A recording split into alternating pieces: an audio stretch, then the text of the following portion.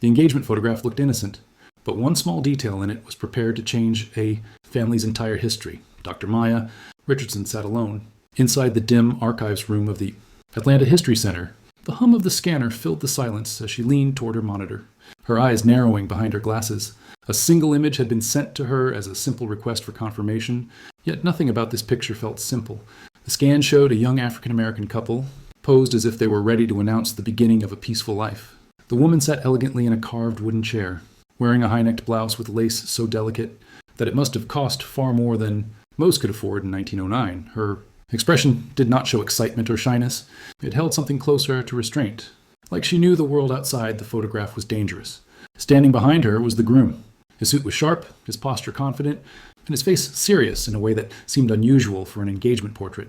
His hand rested on her shoulder, not as a gesture of love, but as a message. The fingers were arranged with strange precision, as if they were forming a symbol that did not belong in a studio portrait.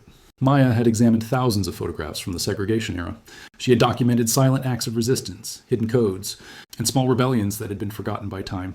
Yet she could not immediately identify this gesture.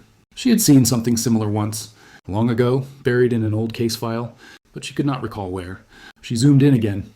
The couple was clearly educated and respected. Their clothing spoke of stability. Their posture spoke of discipline. However, the hand spoke of warning. The more she stared, the more intentional the configuration seemed.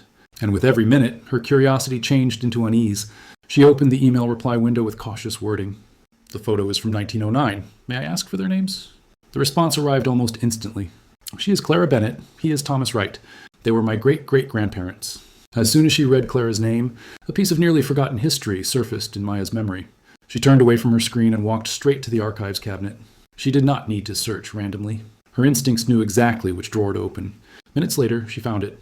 A short newspaper report from 1909. The article mentioned a young schoolteacher from Auburn Avenue, a quiet woman who had testified about a confrontation that led to a lynching. Her name was Miss Clara Bennett. Maya began reading every available record from the following day, and her heartbeat quickened as the truth formed a connection with the photograph. The article described a violent mob, a young man accused of disrespecting a white woman, and the lynching that followed. One sentence had been overlooked for more than a century, but it was enough to place Clara in danger. She had publicly declared that the accusation was false. A witness who contradicted a mob did not remain safe in 1909. Maya reached for her phone and dialed Jennifer Matthews. She did not introduce herself with caution this time. Her voice carried urgency. Did your family ever say that Clara Bennett was threatened or in danger? A long silence followed. Then Jennifer's answer arrived slowly, as if she already knew that history was returning. My grandmother always said that Clara was the bravest woman our family ever knew. And suddenly, the groom's strange hand gesture no longer looked like a symbol of love. It looked like a warning captured forever in a photograph. The call had ended, but Maya remained seated, as if the voice on the other line had left something heavy in the room. Clara had not been described as frightened. She had been described as watched, protected yet still at risk. Those two realities did not exist together unless danger had already chosen its target. Maya wrote one question across her notepad. Who protected her, and why did she need it? She returned to the archives with a sense of urgency that felt unfamiliar. Clara's school records revealed a young teacher who valued both discipline and truth. She had been 23 years old, entrusted with the education of children who were taught to survive as much as they were taught to read. Her evaluations praised her intellect, but one report stood out for its blunt tone. It described her as a woman who refused to bend. The details of the March incident were colder. Robert Johnson had spoken only to pass by a customer in a store aisle. A single complaint had turned politeness into an accusation. The crowd had decided his fate within hours. Clara had seen the truth and refused silence, even when silence would have saved her. Other witnesses had walked away. She walked forward.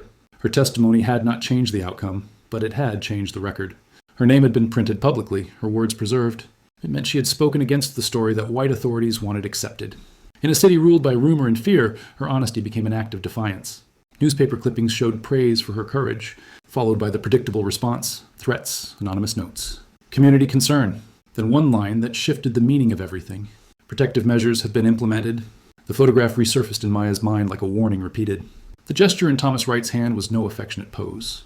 It was positioned like a quiet command, aimed at anyone who understood it. His military records revealed discipline, precision, patience. A marksman trained to react only when a threat became undeniable. His return to Atlanta placed him in a city where black communities were watched but rarely protected. Yet his presence in the Brotherhood Committee raised another question. The title sounded harmless, even charitable, but secrecy was its true purpose. Maya contacted an expert on early black resistance movements. His voice carried the caution of someone who understood the consequences of uncovering the past too clearly. Brotherhood groups offered help, he said, but they also offered defense. They prepared quietly. They fought only if they could risk the cost. White officials would have seen them as a rebellion waiting to happen, so they hid in plain sight. Maya pictured Thomas standing behind Clara, the stiff posture, the unsmiling expression, the hand angled downward like a coded barrier between her and whoever might look at that image with violent intentions. It was not a gesture of affection. It was a boundary. She sent the photograph to another historian who specialized in hidden communication. When the reply arrived the next morning, the words were brief, but their weight was undeniable. This was a protection sign, and it was used only when someone was already in danger. The extended thumb, the pointed fingers, the curled pinky, every detail was deliberate. Maya's mind raced. Historical references described this gesture as a signal meaning under protection or guarded. It conveyed that the person was not alone, that harming them carried consequences. She typed a careful summary of everything she had discovered about Clara and Thomas. Within the hour, Leonard Washington called. Maya, what you have found is extraordinary. These protection networks are nearly lost to history because they were so secret. If you can confirm that this photograph was a deliberate message, that Thomas was signaling Clara's protected status, you will be documenting something incredibly important. Maya asked the question that had been lingering, but why make it visible in a photograph? Was it not risky?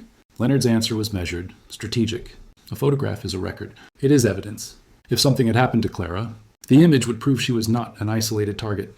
It would show she had organized protection. That does not prevent danger, but it changes its meaning. An attack on her becomes an attack on the network protecting her. It raises the stakes. Maya understood immediately. The engagement photograph was both shield and sword. She spent the following week immersed in archives, assembling the world Clara and Thomas had inhabited. City directories, church records, newspaper clippings, census data, all converged into a map of Blacka. Atlanta in 1909, Auburn Avenue, known as Sweet Auburn, was already thriving with businesses, schools, churches, and social organizations. Clara's school, Thomas's church, and the Morrison Photography Studio were at the heart of it.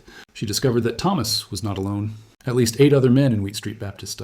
Church had served in segregated army regiments and returned to Atlanta between 1906 and 1909. All were listed as members of the Brotherhood Committee. Maya constructed a timeline. March 15th, 1909, Robert Johnson lynched. March 16th, Clara's testimony published. March 20th, newspaper reports threatening. Letters sent to Clara, April. 3. Protective. Measures mentioned publicly. September 1909, engagement photograph taken. October 2nd, 1909, Thomas and Clara married, witnessed by Brotherhood Committee members. Then came the revelation.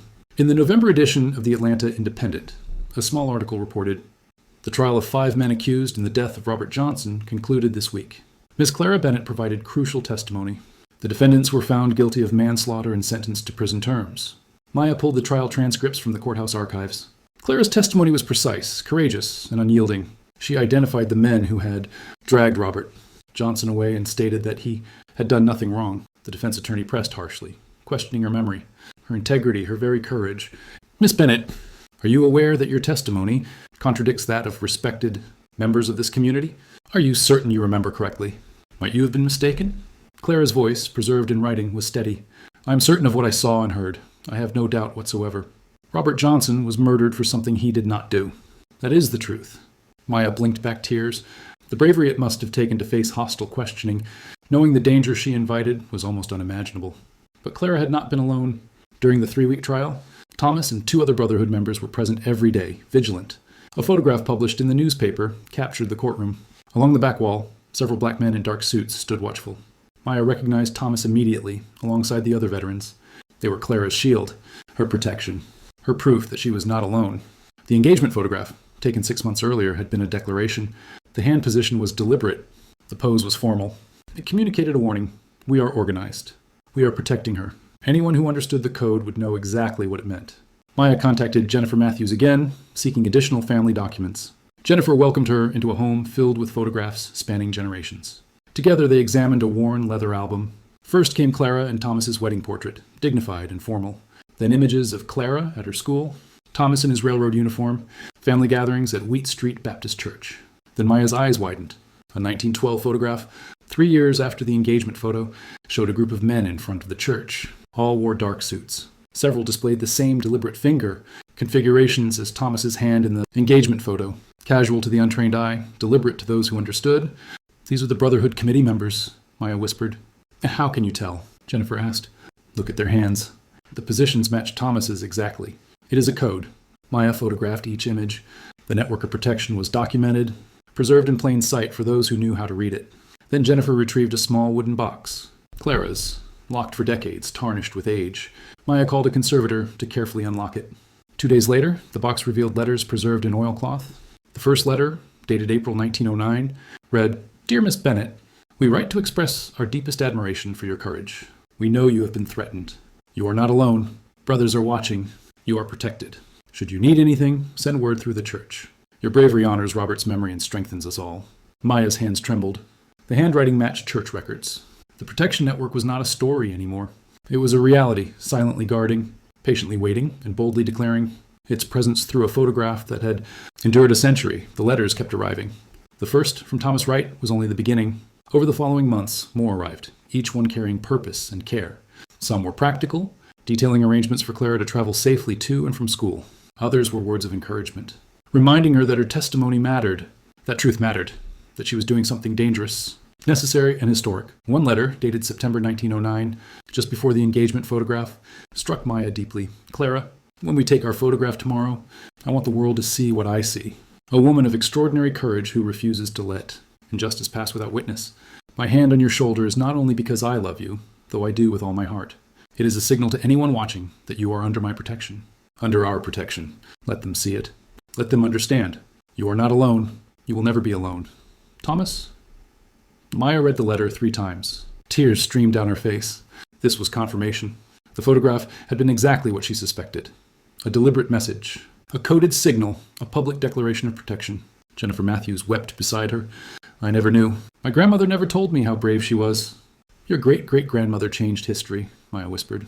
Her testimony helped convict the men responsible for the lynching. She survived because of Thomas and the network he organized. But Maya knew the story had not ended. She needed to trace their lives after the trial. Returning to the archives with renewed purpose, she followed Clara and Thomas through census records, city directories, and newspaper mentions. The 1910 census revealed them living on Auburn Avenue. Thomas continued his work for the railroad. Clara remained a teacher. Living with them was a young man named David Johnson, Robert Johnson's younger brother. Maya's breath caught. They had taken in the brother of the man whose death had ignited the entire tragedy. They had offered him home, family, and protection.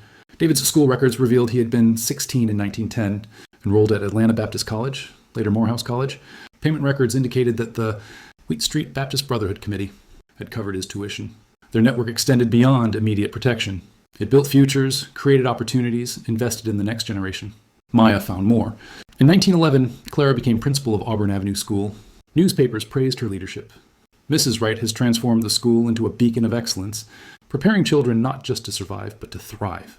Thomas advanced as well. By 1913, he had become senior porter supervisor for Southern Railway, training new employees.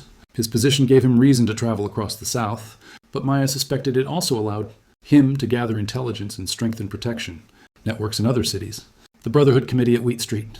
Baptist continued its public charitable work, providing food, medical aid, legal defense funds, all respectable, visible, and strategic. Yet the 1914 church anniversary photograph revealed hidden truths. The veterans were positioned deliberately, still vigilant, still protecting. Even in a public setting, Maya discovered the network's reach. In 1915, a black woman in Birmingham, Alabama, preparing to testify against police brutality, received assistance from Atlanta supporters.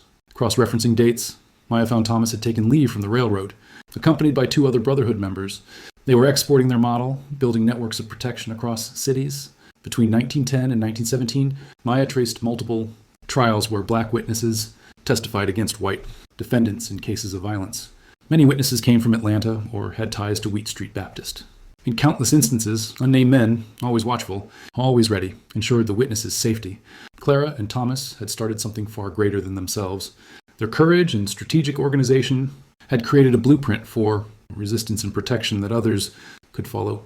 Yet Maya wondered at the cost, living under constant threat, always vigilant, always aware that a single mistake could bring violence upon them or those they protected. Maya wondered about the toll their work had taken. A clue appeared in a 1916 letter from Clara to her sister, preserved in Jennifer's family collection. There are days when I am tired, when the weight of what we carry feels too heavy. Thomas has nightmares. He dreams of things he saw in the army, things he has seen since, but then I think of Robert, of his family, of all the people we have helped stay safe. And I know we must continue. This work matters. Someone must stand up. Someone must refuse to look away. If not us, then who? Maya felt the humanity in Clara's words. These were not heroes from myth. They were real people, vulnerable, afraid, and exhausted, yet resolute. That, Maya realized, was true courage. She began preparing her findings for publication, determined to share Clara and Thomas's story. First, however, she sought to uncover the journey of the photograph itself, how it survived, and why it had been preserved. She called Jennifer Matthews. The engagement photograph? Do you know where it was kept all these years? Jennifer paused. My grandmother kept it in a frame on her bedroom dresser. She looked at it every day. When I was small, I asked her about it. She said it was the most important photograph our family owned. It represented love, protection, and courage. She told me Thomas kept Clara safe when people wanted to harm her. Maya asked if Jennifer would allow the Atlanta History Center to display the photograph with its full story. Jennifer agreed immediately. Weeks of preparation followed. Maya crafted exhibition text that honored Clara and Thomas while making their extraordinary actions understandable to a modern audience. Newspaper articles, trial records, and Thomas's letters were included. Dr. Leonard Washington assisted in explaining the hand signal and its significance. The exhibition opened in February 2024, titled Courage and Code, Clara Bennett and the Secret Networks of Protection. The engagement photograph was the centerpiece, dramatically lit and enlarged so visitors could observe every detail. Standing before a packed auditorium, Maya spoke. What you're about to see is not only a love story. It is not only a story of resistance.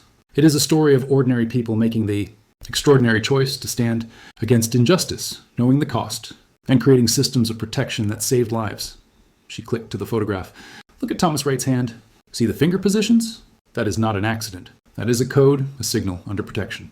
This photograph was taken 6 months. After Clara Bennett witnessed a lynching and publicly declared the victim innocent, she faced death threats every day. Thomas Wright, a veteran, organized a secret network to protect her. This photograph declared, "We see you watching her. We are watching you. If you harm her, you will face consequences." And it worked. The audience was silent, riveted. Clara testified. The murderers were convicted, almost unheard of, in 1909. Clara lived a long, full life, continuing to teach, lead, and inspire. Maya paused, looking over the audience. This photograph was hidden in a family album for over a century. Clara and Thomas documented their resistance. They created evidence. They made sure their story could be told. Today, we honor that by sharing it. The exhibition drew enormous crowds. Local and national media covered it. The photograph went viral on social media, reaching millions. Scholars contacted Maya, sharing their own discoveries of protection networks, coded gestures, and brotherhood committees across cities. Clara and Thomas's story had opened a door to a hidden history waiting to be discovered. Jennifer attended with her children and grandchildren. 4 generations stood before the photograph, gazing at Clara and Thomas's faces. Your great-great-great-great-great-grandmother was a hero. Jennifer told her youngest grandchild, 7 years old, she saw wrong and spoke up, even when it was dangerous. Your great-great-great-great-grandfather kept her safe. They loved each other. They loved justice. The girl studied the photograph with seriousness. They look strong, she said. They were, Jennifer replied. Maya continued her research, tracing the Brotherhood Committee and its members. Their work in Atlanta expanded into a national story of resistance and self-defense during Jim Crow. Thomas Wright remained active until 1917, when America entered World War I. At 32, he attempted to re-enlist in the Army, determined to continue serving his country while protecting his community. Thomas Wright's application to re-enlist was rejected due to his prior service and age. Yet Maya discovered remarkable evidence of his continuing commitment to justice and protection. In 1918, he became a coordinator for the Atlanta chapter of the National Association for the Advancement of Colored People, founded in 1909, the same year as Clara's testimony. The timing was significant. The NAACP's early work focused on investigating lynchings, publicizing racial injustices, providing legal defense, and organizing community protection efforts. Maya found Thomas's name on documents related to several major cases, listed as a community liaison and witness coordinator, roles that mirrored precisely what he had done for Clara, orchestrating protection for those brave enough to speak the truth. Clara's path was equally extraordinary. By 1920, she supervised 6 schools in Atlanta's black neighborhoods, trained new teachers, and developed curricula. Maya uncovered evidence that Clara's influence extended beyond education. She was a founding member of the Atlanta Women's Political Club, helping register black women to vote after the 19th Amendment, despite immense barriers and threats. A 1922 photograph showed Clara standing outside a polling place with other women. The group's arrangement was deliberate. Some women's hand positions echoed the Brotherhood Committee's old signals, showing that the protective networks had evolved and now included women in leadership roles. Several original Brotherhood Committee members went on to prominent positions. One became a lawyer handling civil rights cases. Another founded a black-owned insurance company, offering economic security to vulnerable families. David Johnson, Robert's younger brother, whom Clara and Thomas had taken in, graduated from Atlanta Baptist College in 1914 and became a teacher. By 1925, he was principal of a school in Birmingham, Alabama. His obituary in 1968 noted over 50 years of civil rights and community protection work. The ripples of their work reached far beyond Atlanta. Maya identified connections between Wheat Street Baptist Church's Brotherhood Committee and similar groups in Memphis, Birmingham, Nashville, and New Orleans. Though she could not conclusively prove Thomas had spread the model, the timing and similarities were striking. A 1930 letter from Thomas to a Memphis pastor discussed witness protection arrangements and shared organizational methods and communication systems. Their work had become a movement. Clara and Thomas remained active into later years.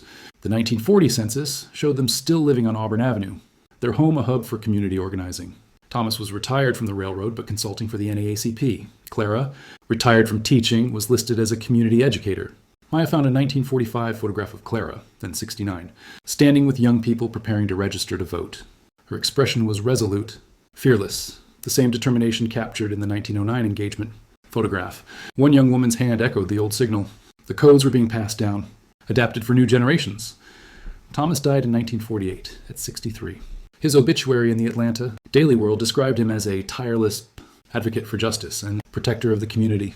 Clara lived until 1962, witnessing the early civil rights movement and the rise of leaders such as Dr. Martin Luther King Jr., whose work was built on the foundation Clara and Thomas had laid.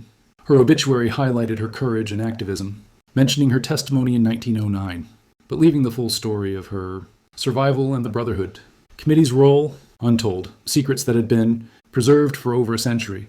Maya sat in her office, surrounded by documents and photographs, marveling at the scope of their accomplishments. This story was not about a single trial, a single photograph, or a single act of bravery. It was about building systems that allowed truth to be spoken, resistance to flourish, and the vulnerable to be protected. Their legacy was encoded in photographs, preserved in church records, and hidden in plain sight until now. The public reaction exceeded Maya's expectations. Within days of the exhibition, the engagement photograph became one of the most shared historical images on social media. News outlets across the country covered the story, and documentary filmmakers reached out to Maya. Yet the most powerful responses came from families who discovered their own connections. 3 weeks after the exhibition opened, an elderly man named Marcus arrived at the Atlanta History Center carrying a worn photograph album. Trembling, he introduced himself to Maya. "My grandfather," he said, opening the album to reveal a man in a dark suit, "was one of them, one of the Brotherhood Committee. I never knew what it meant. I just knew he was someone important, respected." The photograph showed the familiar hand signal Thomas had used. Marcus's eyes filled with tears. "He was part of this, part of protecting people," Maya confirmed. "Your grandfather was a hero." More families followed, descendants of Brotherhood Committee members, grandchildren of Clara's students, and great-grandchildren of protected witnesses brought photographs, letters, and diaries. One diary detailed a grandmother's fear in testifying against a white attacker, followed by relief in knowing Thomas Wright's people were watching over me. The web of courage, protection, and legacy had expanded far beyond what anyone could have imagined. Another visitor arrived, holding a photograph of his great-grandfather standing alongside. Thomas Wright, outside Wheat Street Baptist Church. Both men had their hands positioned in the same deliberate signal. The Atlanta History Center quickly expanded the exhibition to incorporate these materials. What had begun as a single photograph now chronicled a full movement of resistance and protection. Recognition followed swiftly. Maya received invitations to present her findings at conferences nationwide. Universities incorporated Clara and Thomas's story into history curricula. The engagement photograph appeared in textbooks, documentaries, and exhibitions on African American resistance during Jim Crow. Yet, the most meaningful acknowledgement came from those who had lived through the civil rights struggles. A woman who had been a freedom writer in 1961 stood silently before the photograph for several minutes. "We had people like this, too," she said quietly to Maya. "When we rode buses, when we sat at lunch counters, there were always people watching, ready to step in if violence erupted. We knew they were there. I never realized it went back this far. I never knew the history started in 1909, Maya explained. Clara and Thomas continued traditions of resistance that likely stretched back to slavery, the Underground Railroad, and generations of organized protection. They documented it in a way few had before. The city of Atlanta designated the site of Clara and Thomas's home on Auburn Avenue as a historic landmark. A plaque displayed their photograph alongside a description of their work. The Auburn Avenue School, where Clara had taught, was renamed the Clara Bennett School in her honor. Jennifer Matthews was invited to speak at the dedication ceremony. She stood before hundreds, her voice steady and clear. My great-great-grandmother lived in a time when speaking truth could have cost her life. She spoke it anyway. My great-great-grandfather organized men to protect her and others who stood against injustice. They did this work in secret, seeking no recognition, asking for no thanks. They did it because it was right, because silence in the face of evil is itself a form of evil. She paused, letting her words sink in. That engagement photograph, now so famous, was not just about love, though they loved each other deeply. It was a statement, a promise, a warning. It said, "We are here. We see you. We will not be silent. We will not let you terrorize us without consequence." Over a century later, that message still matters. The audience responded with quiet applause. Maya noticed subtle gestures among the older attendees, hands forming the same positions. Photographs shared on phones, connections being made. The code was alive, remembered, and honored. After the ceremony, Maya stood with Jennifer, Marcus, and other descendants who had come forward. They were united by the courage of their ancestors and a commitment to ensuring these stories would never be forgotten. There are more stories like this, one descendant said. More photographs, more networks we have yet to uncover. We will find them, Maya replied. We will keep looking. We will keep telling these stories. That is how we honor what they did, by making sure their resistance is remembered, studied, and celebrated. As the sun set over Auburn Avenue, Maya reflected on Clara and Thomas, the life they built, the risks they took, and the legacy they left. Their engagement photograph had traveled through more than a century, carrying a secret message, waiting for the moment to reveal its truth. That moment had finally arrived. 6 months after the exhibition opened, Maya stood in the Atlanta History Center, giving her final tour before the display was permanently installed in the museum's main gallery. She had led this tour countless times, yet it never lost its power. When you look at this photograph, she told the group gathered around, you are witnessing an act of resistance. Clara Bennett and Thomas Wright knew that someday. Someone would examine this image closely enough to understand its meaning. They left us a message across time. A young woman in the audience raised her hand. What do you think they would want us to do with their story now that we know? Maya paused, choosing her words with care.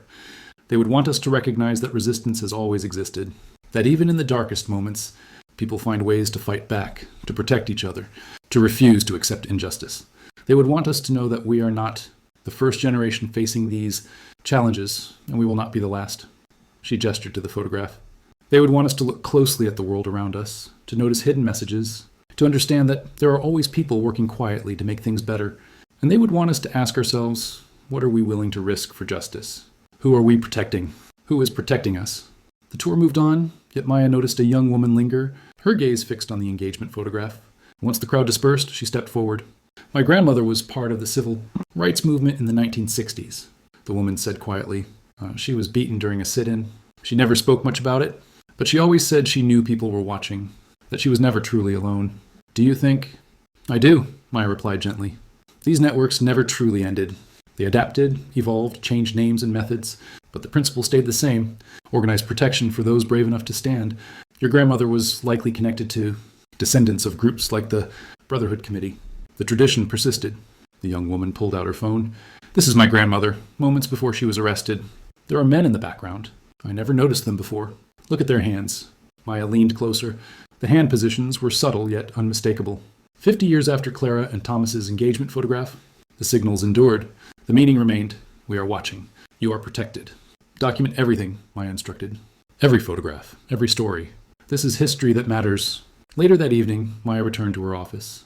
She opened the engagement photograph on her computer. She had studied it countless times, yet its gravity never faded. Clara's face radiated dignity. Thomas's posture exuded quiet strength. The deliberate placement of his hand on her shoulder conveyed more than affection. It was a shield, a promise, a warning. They were 23 and 24, their entire lives ahead, yet they chose a path of danger and vigilance. They could have stayed silent. They did not. Because of their courage, Clara survived to testify. Justice, though incomplete, had been served. And a network of protection had been born, destined to extend across generations. Maya opened a new document. More work awaited. Photographs to analyze, codes to decipher, hidden histories to illuminate. Clara and Thomas's story was not an isolated case. It was one example among countless acts of resistance, quietly documented in photographs, Letters and church records. Evidence waited for careful eyes to see it. The hand signal, a thumb extended, fingers pointed, pinky curled, was simple yet profound. Protection, solidarity, resistance, love. How many photographs lay unnoticed in attics? Albums, waiting to reveal their stories? How many families unknowingly held fragments of hidden history? Clara and Thomas, young and in love, had posed for that engagement photograph in 1909, creating more than a personal memento. They crafted evidence, documentation, a message to transcend time. We were here. We resisted. We protected each other. We refused to be silent. We built something that mattered. A century later, the message was finally heard. It reshaped understanding of history, resistance, and the power of ordinary people confronting extraordinary injustice. Maya saved her work and closed her computer. Tomorrow, she would investigate another photograph, another code, another hidden story. But tonight, she felt gratitude for Clara and Thomas, for their courage, cleverness, love, and resistance. They had left a message in a photograph. The world had finally learned to read it. The engagement photograph of Clara, Bennett, and Thomas Wright would remain permanently displayed at the Atlanta History Center. It was no longer just a photograph. It was proof, evidence, a declaration.